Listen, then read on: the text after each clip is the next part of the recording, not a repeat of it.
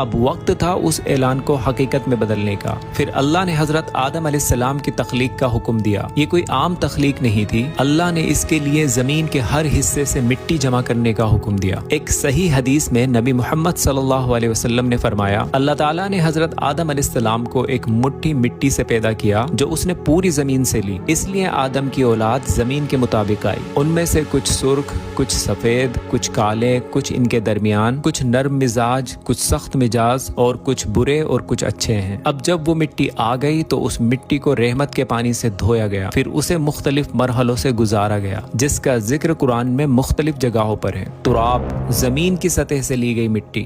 طین، جب اس مٹی میں پانی ملایا گیا۔ طین لازب، ایک لیسدار مٹی۔ حمائم مسنون، جب اس گارے کا رنگ بدلا اور اس میں سے بدبو آنے لگی۔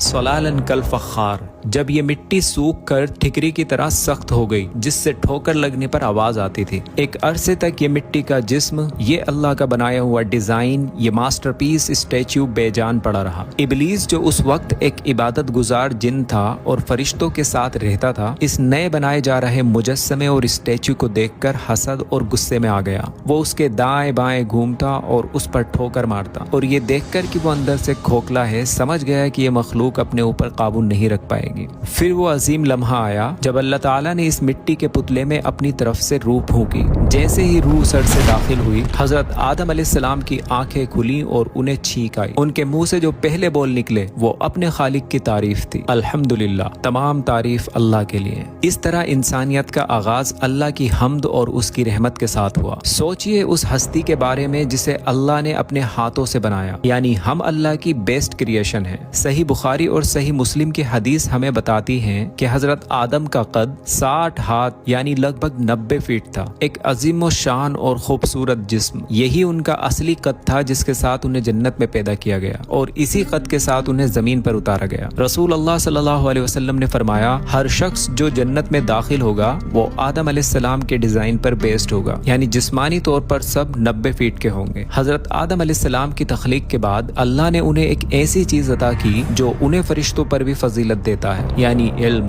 نالج۔ اور اللہ نے آدم کو تمام چیزوں کے نام سکھا دیے، پھر انہیں فرشتوں کے سامنے پیش کیا اور فرمایا، مجھے ان کے نام بتاؤ اگر تم سچے ہو۔ یعنی اللہ فرشتوں سے کچھ چیزوں کے نام پوچھ رہے تھے۔ فرشتے جن کے پاس صرف اتنا ہی علم ہوتا ہے جتنا اللہ انہیں دیتا ہے، انہوں نے اپنی عاجزی کا اظہار کرتے ہوئے کہا، پاک ہے تو اللہ، ہمیں کوئی علم نہیں ہے سوائے اس کے جو تو نے ہمیں سکھایا، بے شک تو ہی سب کچھ جاننے والا اور حکمت والا ہے۔ اس کے بعد اللہ نے آدم علیہ السلام کو حکم دیا، اے آدم، انہیں ان چیزوں کے نام بتاؤ۔